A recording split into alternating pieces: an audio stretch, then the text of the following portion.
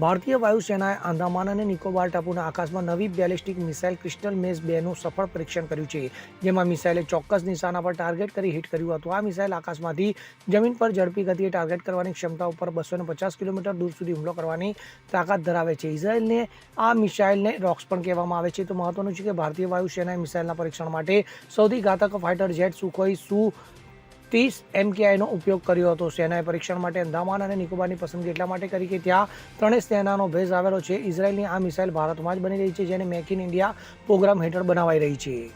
Bureau report CN24 news.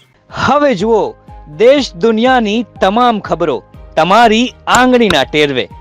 ઉઠાવો mobile અને Google Play Store પરથી ડાઉનલોડ કરો અમારી CN24 ન્યૂઝ મોબાઈલ એપ.